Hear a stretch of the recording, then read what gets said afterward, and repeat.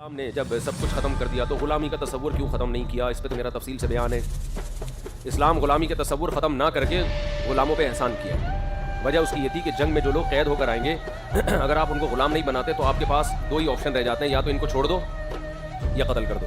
اگر چھوڑ دو گے تو دنیا میں کوئی ایسا احمق نہیں ہے کہ اتنی مشکل سے قوم پر آپ نے قابو پایا اور دوبارہ لڑنے کے لیے ان کو آپ چھوڑ دو۔ چھوڑنے کا آپشن نہیں ہے تو پھر آپ سیدھا سیدھا کیا کرو گے؟ قتل۔ اس کی مثال ایسے جیسے اسلام نے شدید ضرورت میں عورت پہ ہاتھ اٹھانے کی اجازت دی۔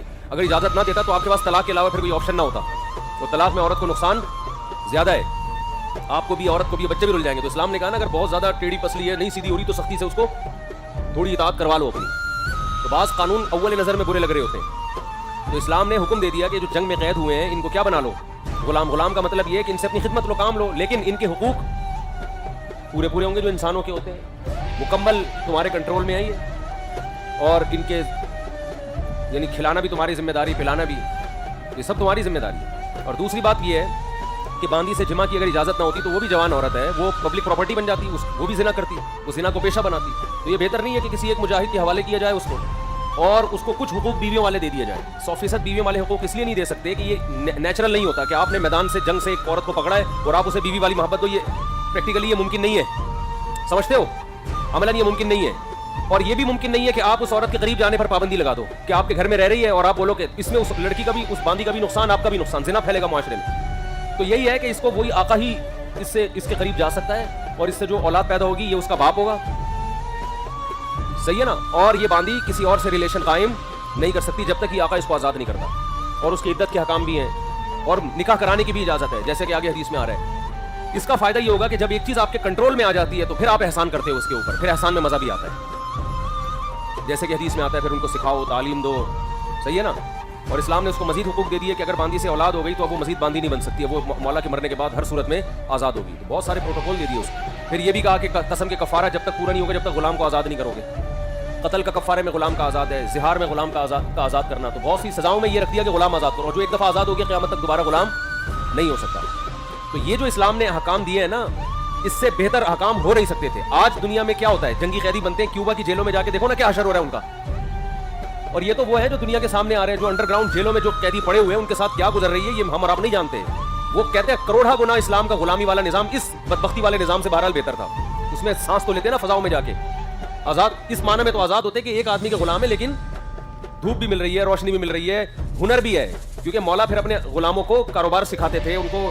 بھائی میں نے بتایا نا اسلامی تاریخ میں بڑے بڑے محدثین آپ کو وہ ملیں گے جو غلام تھے، اور پھر مولا غلام کو آزاد کرے گا تو غلام اس کا احسان مانے گا ساری زندگی، حتیٰ کہ اگر آپ کے وارث نہیں ہے تو غلام کا کوئی وارث نہیں ہے تو مولا کو وراثت ملتی ہے اس کی، ایک ریلیشن ہو جاتا ہے، یعنی ایک قسم کا نسب والا تعلق قائم ہو گیا اس سے، سمجھتے ہو؟ تو یہ جو تبھی غیر مسلموں جنہوں نے اسلامی نظام کو دیکھا ہے نا، غلاموں والے آج سے 200-250 سال پرانے کے جو انگریز ہیں، انہوں نے تعریف کی ہے اسلامی خلافت، اور جب وہ جاتے تھے تو تعریف کرتے تھے کہ مسلمانوں کے ہاں غلاموں کا قطعاً وہ تصور نہیں ہے جو یورپ اور امریکہ میں ہے، یعنی آج جو یورپ اور امریکہ میں ہے وہ قطعاً تصور نہیں ہے، اور اس وقت بھی جو یورپ میں تصور تھا وہ مسلمانوں کے ہاں، وہ کہتے ہیں ان کے ہاں تو یہ گھر کے فرد کی طرح رہتے ہیں غلام، اور ان کے ہاں کہاں رہتے ہیں جنگی قیدی، جو ہائی لائٹ ہو جاتے ہیں نا، جیسے ابھی نندن تو ساری دنیا کے سامنے آ گیا نا، اس کو تو نہلا دھلا کے چائے پلا کے رخصت کر دیا۔ یہی چھپڑ میں اگر گرفتار ہوتا، چاہے انڈیا گرفتار کرتا یا پاکستان، پھر دیکھتے طبیعت سے کیا لگتے، ایسے چترول لگتے کہ آپ کی نسلیں یاد رکھتی، سمجھتا نہیں ہے نا بات؟ یہ ہے۔ چلو آگے۔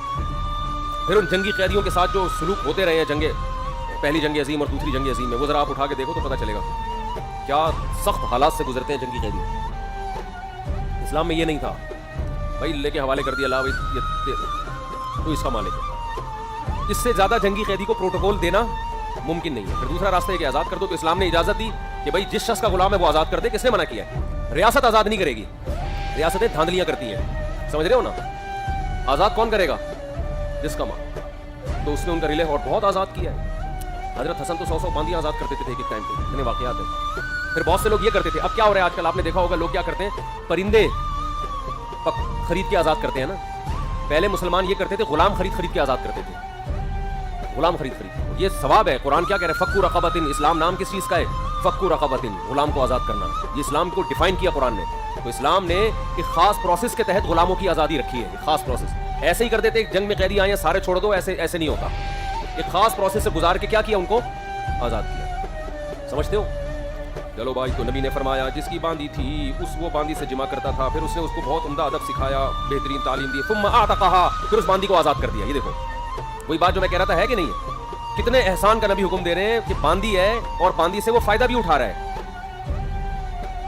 اور اس کے بعد یعنی ایک فائدے کی چیز ہے, اس کے باوجود وہ یہ نہیں سمجھ رہا کہ یہ ایک ذلت کی اور توہین کی چیز ہے, بس فائدہ اٹھاؤ چھوڑو. نہ نہ نہ نہ, اس کو ساتھ ساتھ تعلیم دے رہا ہے, ادب سکھا رہا ہے, معاشرے میں اس کی تربیت کر رہا ہے, اور اس کے بعد آپ نے فرمایا کہ ثم اعتقها, اس کو آزاد کر رہا ہے, فتزوجها, پھر اسے نکاح کر رہا ہے بیوی بنا کے اس کو. کیا اس سے زیادہ کسی عورت پر دنیا میں احسان ممکن نہیں ہے کہ اس کو بیوی بنا لیا اور اس کو بیوی والے حقوق دے دیے. یہ وہ عورتوں کی بات ہو رہی ہے جو جنگ میں قید ہوئی ہیں. تو اتنا پروٹوکول کوئی جنگی قیدیوں کو نہیں دیتا, سمجھتے ہو.